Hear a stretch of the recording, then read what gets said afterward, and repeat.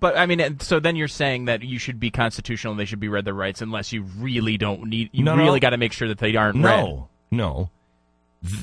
This, to me, I would make the case to the American people. If we feel that we're in and we are, and this is what I said to Brian Kilby the other day on Fox and Friends.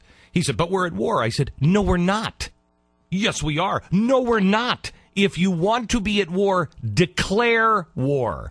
Then you're in a different category. But we're clearly at war. I mean, no, we're not. We clearly are. I understand that. I understand what you're saying. But what I'm saying is, you must do it the right way. We can no longer trust anyone just to say, well, we're going to be slippery here. No.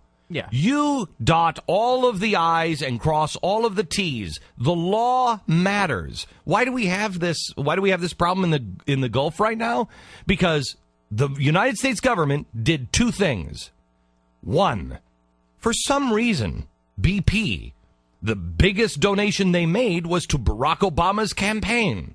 For some reason, BP in 2009 got a pass. They got an exemption. When they were doing this oil rig, all of a sudden, this administration that hates big oil gives them a waiver. Go ahead, you do it. Shh. Just do whatever you're doing over there. Now, how did that happen? Why do we have oil on the beach? Because the government in 1994 said you have to have fire booms. The government needs to have fire booms. Hey, government. Yes, government. What you need to do is have fire booms. Oh, I don't know. That seems excessive. You do it. Okay, I'll do it. And then they didn't do it. That's what happened. We have no fire booms. We had to call other countries and beg them for some. So the reason why we're in the trouble, almost everything that we are in trouble for right now is because we didn't follow our own rules. You follow the rules. You know, life doesn't come with an instruction book, but our government does. It's not even a book. It's called the Constitution. Follow it. It's one of the few things we do have a rule book. We have an instruction manual. And I know men have been the ones that are running this country for an awful long time, and we don't like to read instructions, but it's high time that we read them. You want to do war things? Declare it. And I think that's a good idea.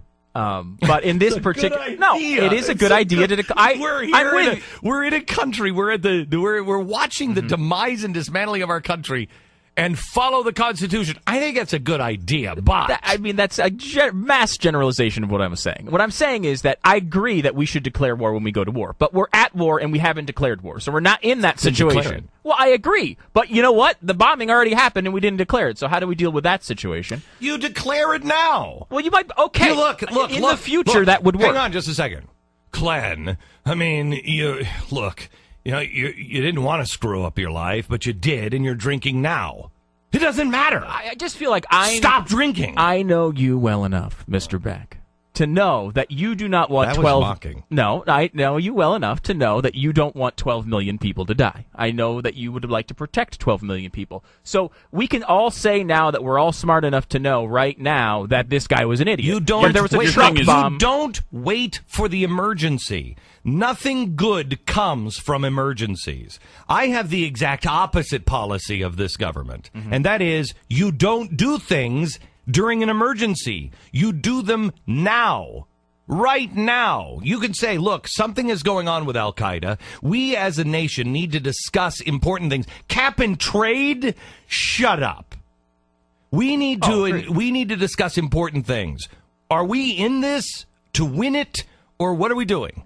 Because it's time we decide. You either we get the boys back, we bring them back home now, or we fight to win. And the only way we're going to fight to win is if we declare war. You declare war and you use the full might and power of the United States, you finish this job and you come home. Period.